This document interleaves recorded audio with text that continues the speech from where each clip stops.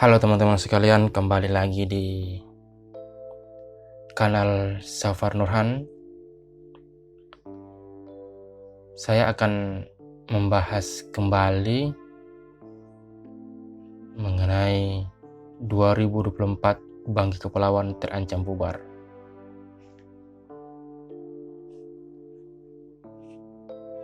Kita sudah jelaskan di video sebelumnya bahwa indikator Kabupaten Bangki Kepulauan akan bubar salah satunya adalah, dan yang paling utama adalah, pendapatan asli daerahnya tidak naik atau stagnan atau menurun. Dan bila pendapatan asli daerah atau PAD tidak mencukupi, maka akan membebani pemerintah pusat. Nah, ini yang diantisipasi oleh pemerintah pusat. Pemerintah pusat bila memutuskan otonomi daerah baru, maka mereka mempertimbangkan apakah otonomi daerah ini tidak membebani mereka atau PAD-nya meningkat dan pemerintah pusat aman gitu. Kalau tidak salah di pemerintahan Joko Widodo ini, dari periode pertama dan periode kedua, itu hanya beberapa daerah yang otonomi daerah baru. Yang paling banyak itu di zamannya SBY.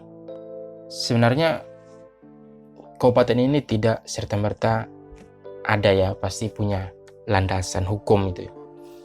Yang seperti juga saya sebutkan kemarin di video sebelumnya, bahwa Kabupaten Bangki Kepulauan dasar hukumnya itu pada tahun 1999.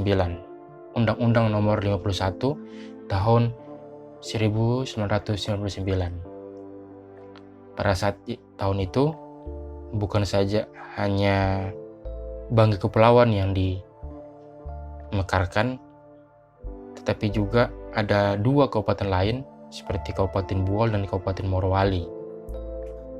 Seperti yang kita lihat di sini, ada 1, 2, 3, 4, ada 4 pertimbangan mengapa 3 kabupaten ini hadir di Sulawesi Tengah.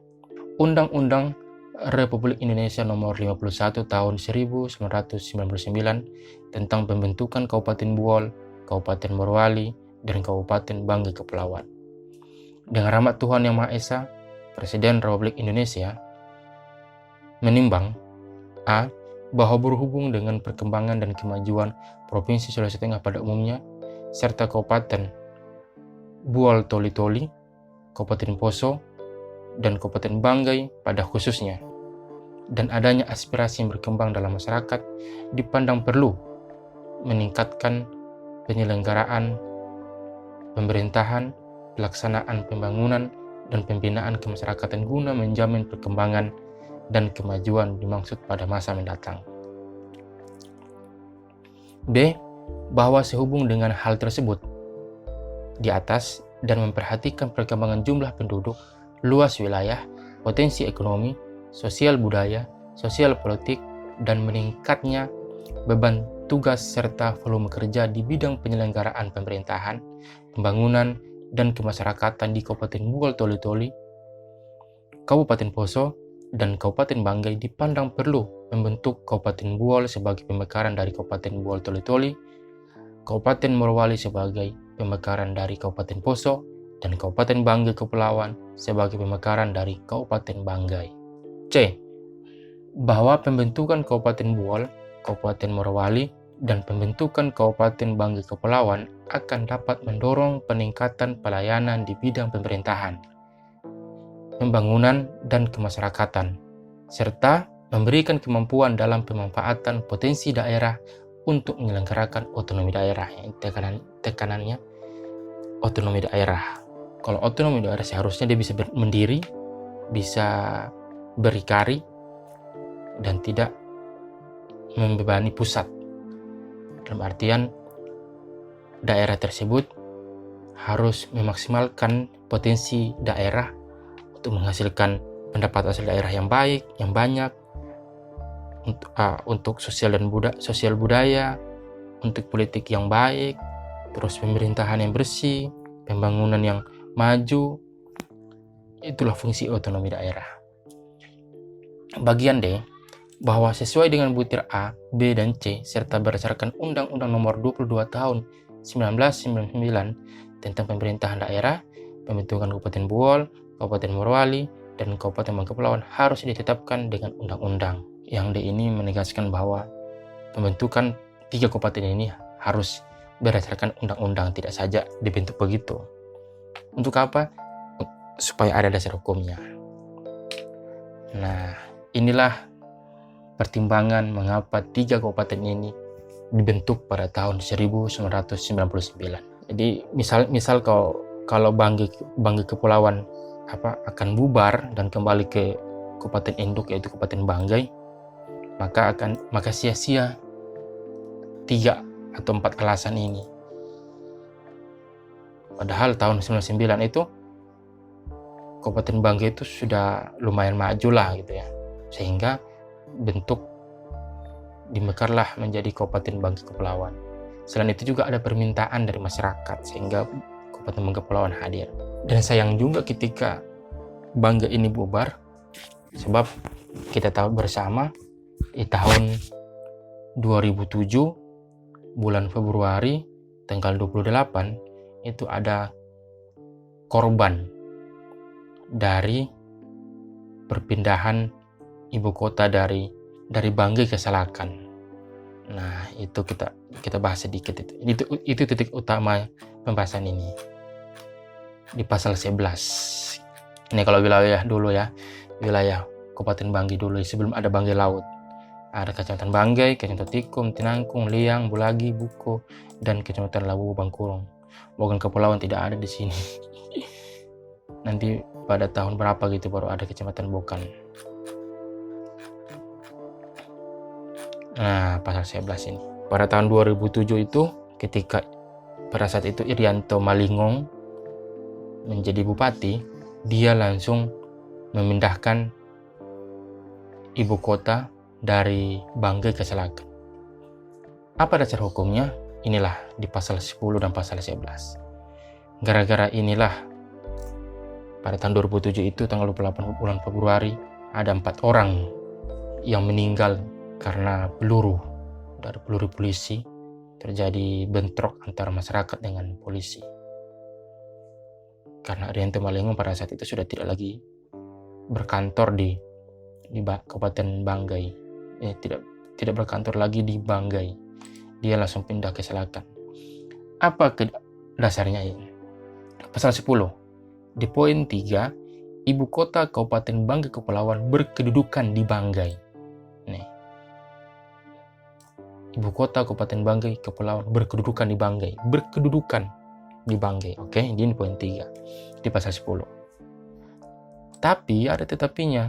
Di pasal 11, selambat-lambatnya dalam jangka waktu 5 tahun terhitung sejak peresmian Kabupaten Bangka Kepulauan, kedudukan ibu kota dipindahkan ke Salakan. Nah, ini yang menjadi polemik. Dan kayaknya ini tidak disosialisasikan ke masyarakat itu. Jadi masyarakat itu tahu pasal ini tidak ada. Yang mereka tahu hanya di pasal 10 poin 3 bahwa ibu kota Kabupaten Bangka Kepulauan ada di Banggai. Pasal 11 ini tidak dibahas pada saat itu. Pada saat itu bupatinya Ali Hamid, bupati pertama Bangka Kepulauan. Nah, saya juga baca beberapa berita, ada Menteri Dalam Negeri pada saat itu mengatakan bahwa pemerintahan daerah Kabupaten Bangka Kepulauan dengan pihak provinsi itu tidak menyosialisasikan masalah pasal 11 ini. Seharusnya harus disosialisasikan karena ini berdampak ricuh kemarin itu pada tahun 2007. Mungkin anak-anak sekarang yang SMP, SMA mungkin belum tahu atau tidak dibahas di sekolah ya, bagaimana pada tahun 2007 itu ada bentrok antara polisi dengan masyarakat Banggai sehingga memakan korban sekitar 4 orang. Nanti di video selanjutnya saya akan bahas mengenai itu ya, sejarah 28 Februari 2007 berdasarkan ingatan saya dan berita-berita yang saya dapat dari media koran. Nah, pasal 11 ini yang tidak disosialisasikan pada zaman Ali Hamid yang menjadi bupati pada saat itu. Yang jadi pertanyaan saya juga, siapa yang memasukkan pasal ini? Siapa yang memasukkan pasal ini dan tidak dipertimbangkan dengan matang? Kenapa harus dipindahkan ke Selatan? Ini yang jadi pertanyaan. Kenapa ibu kota harus pindah ke Selatan? Terus yang jadi pertanyaan lagi, kenapa di pasal 10 ini kenapa harus di Banggai dulu? Kenapa transitnya di Banggai dulu baru pindah ke Selatan? Kenapa tidak sekalian saja ibu kota Kabupaten Banggai Kepulauan berkedudukan di Selatan? Kenapa masih pakai transit di Banggai dulu baru nanti 2007 baru pindah ke Selatan? Ini selambat-lambatnya dalam jangka waktu 5 tahun. Selambat-lambatnya 5 tahun. Selambat-lambatnya dalam jangka waktu 5 tahun terhitung sejak peresmian. Seharusnya kalau selambat-lambatnya 5 tahun, seharusnya pada zaman Ali Hamid ini dia sudah pindahkan ke Selatan. Karena kalau zamannya Irianto kan sudah lewat 5 tahun. 99 ya, 99, 2000, 2001, 2002, 2003, 2004, 2005, 2006, 2007. Ada 8 tahun. 8 tahun baru dipindahkan ke Selatan. Padahal di sini pasal 11 selambat-lambatnya dalam jangka waktu 5 tahun terhitung sejak peresmian Kabupaten Banggai Kepulauan. Kedudukan ibu kota dipindahkan ke Selatan. Dan kenapa pemerintahan Ali Hamid membangun kantor Dewan DPRD pada saat itu di Banggai, terus kantor Bupati di Banggai, padahal di Banggai itu hanya transit, tidak permanen. Saya kurang tahu sejarahnya. Saya kurang tahu sejarahnya. Kenapa ada miss pemerintahan pada saat itu? Kenapa pada zaman Ali Hamid tidak menyosialisasikan pasal ini? Oke, begitu saja. Bagaimana ya, sayang saja ketika Banggai Kepulauan akan bubar. Padahal kita ketahui perjalanan kabupaten ini ada pertaruhan di situ.